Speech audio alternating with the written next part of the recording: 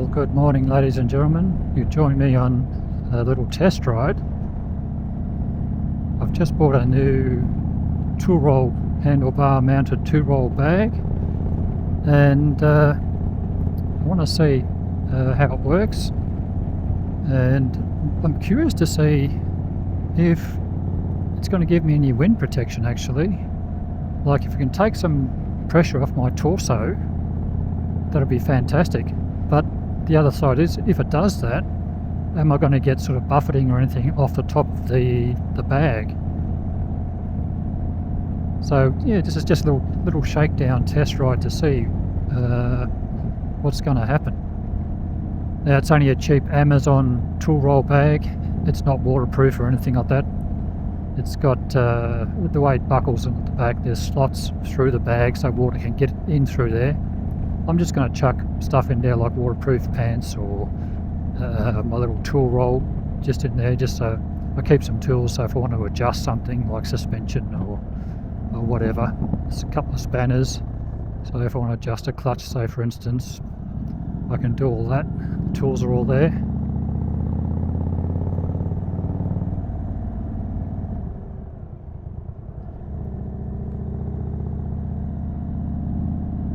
And yeah,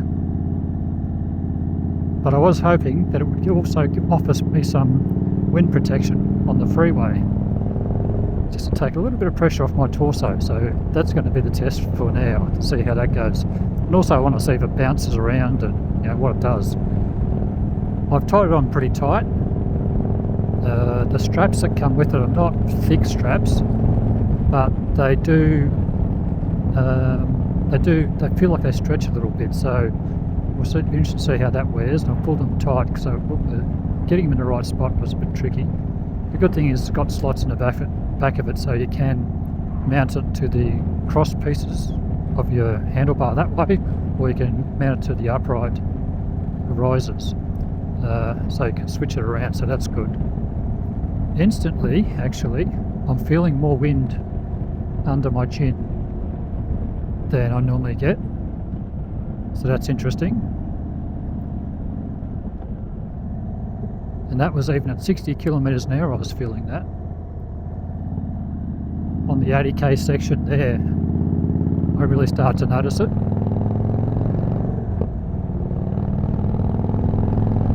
Up to 80 again. Yeah, I can feel it. It is a little bit fluttery under my chin. But there's a pocket of still air back through here, so yeah, alright. We won't know till we get out to the freeway, but that could be really good. See how we go. Downside is a bit of fluttery air under my chin.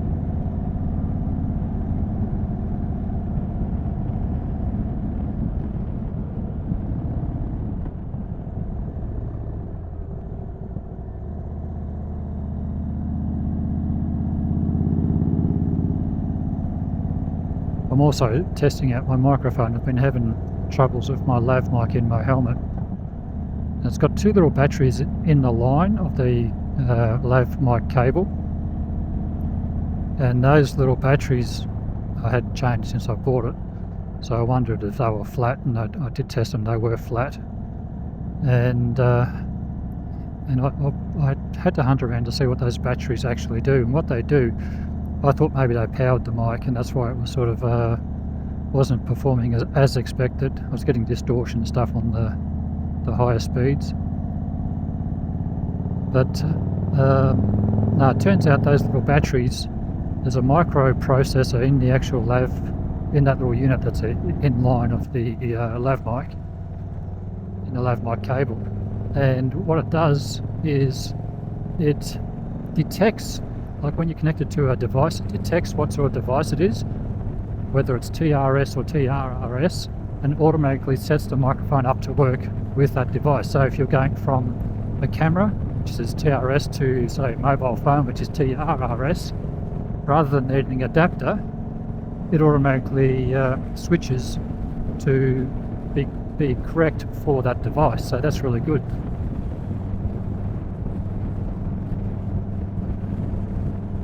Right, this is a good test, getting behind this truck here. New gloves. I keep flicking my screen to screen I don't like. It's got a wiper on. I think the wiper's catching the little toggle, the back of the controls here.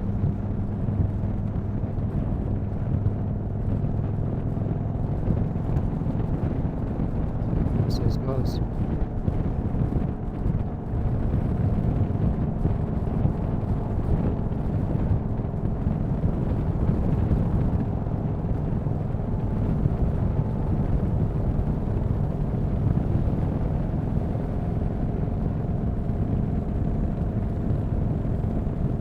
So where was I? Yeah, so microphone. So I did replace the batteries. Now, when I opened up the actual unit that contains the batteries, it's only very small. I did see the batteries were in the wrong way. So at some point I've opened up, put the batteries in the wrong way back in, and that could have been part of my issue. Because when I took the batteries out altogether, it worked well. Oh, did it? Yeah, I think it worked well with my camera. So I'm going straight into a recorder for this ride. So yeah, anyway, this will be the test to see if it's getting good clean audio at this speed. This is where I was having the issues. So that's test number one. Test number two is this tool roll bag. I'm just watching to see if it's going to bounce around or do anything that's going to be annoying, or it looks very, very stable, very solid. It's only a cheap Amazon bag, and I just thought I'll try a cheap one just to see if I'm going to like it for a start. And then if it turns out to be really good, then I can buy a better one, but we'll see how it goes. So far, that's really good. It's nice and stable. It's not bouncing around. I've got some tools in there. Now, wind pressure. I'm feeling wind from about here up. So I'm getting, it's very calm in here, which is protecting my torso, which is really good. But it is sort of, it's coming off and focusing it a bit more under my chin, which is a bit fluttery under my chin. A little bit buffety, if you like. It's not on my helmet, but it is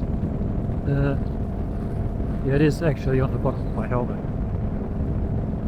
So that's interesting. So I've got less pressure on my torso, which is what I wanted, but it is pushing the air up onto my helmet more and making it a bit fluttery. So at this stage I'm saying the jury's out. I need a few test rides before I can say, okay, I can deal with that, or that's going to be annoying. Because without it, I just get really nice clean air. I get like air pressure, but it's clean. There's not sort of not buffety or fluttery or anything like that. That's the thing. Whenever you put a screen on or a fairing, we're changing the dynamics and the way the air flows, and it's hitting an object, then it has to go up and over. That's when it sort of changes the airflow and focuses it, if you like. But yeah, it is definitely working to relieve air pressure on my torso, so that's a good thing. But will the more focused air on my helmet become annoying?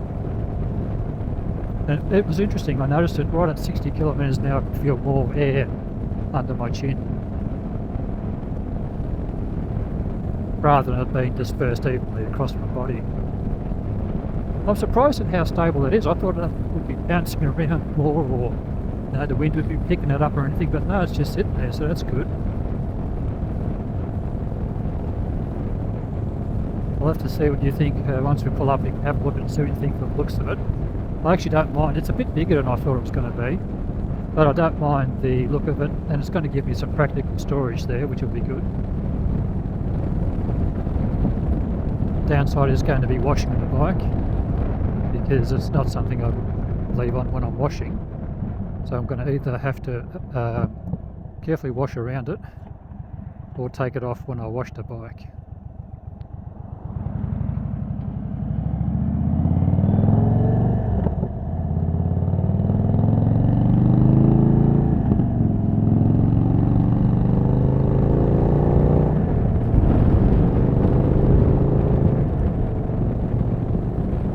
gets up to speed just so easy and effortlessly.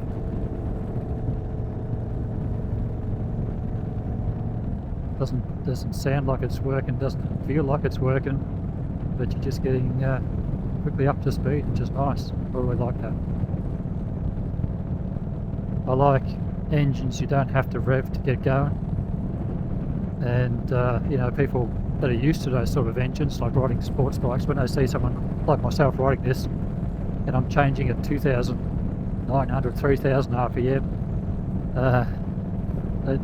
they can tend to leave a comment saying I need to rev it out more and things like that, but you don't understand. You don't need to rev it out more. Getting max torque at 2,900 RPM, and that really is the ideal to change. You're getting great acceleration. If I rev it beyond that, it's really not a lot of point. I'm better off shifting up to the next gear and just hitting that torque curve again.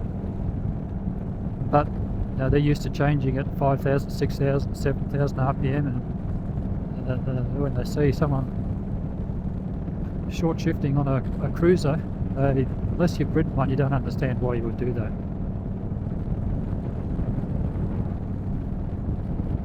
But yeah, I'm so here at 100 k's an hour. This is quite nice actually. I've got not much, well, none. Basically no air pressure on my body from here down the section here, but as soon as I raise my hand to about here, I can feel it's not smooth air. It's sort of like, you know, it's turbulent air. So the turbulence increases the closer it gets to my helmet. It's not massive. It's only slight turbulence, but it could be enough to be annoying over the trip. But then having that less air pressure on your body will make the trip a bit nicer anyway. So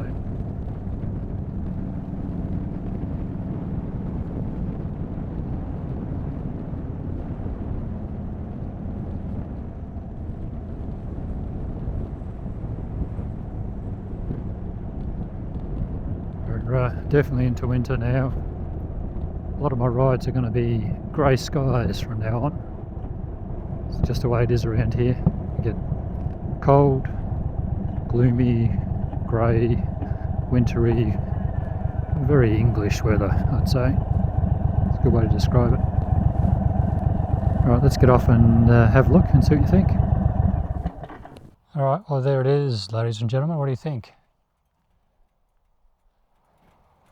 That's the tool roll, handlebar mounted tool roll bag. I suppose you could mount it down like underneath if you wanted to, but I think it would probably be a bit big for there. I actually don't mind the look of it on the bike. I think it suits the bike. Size wise, originally I was thinking it was a bit big, but I don't mind it. It's grown on me, and plus it'll be useful for putting stuff in. So I've just got, see now I've got my little tools tied up in there, and that's the straps. I don't know if you can see that. So you can mount them crosswise or up and down, run them through to go pick up on the handlebars or on the risers. I've just got them picking up, wrapped around the risers. So it's just a cheap Amazon tool roll bag.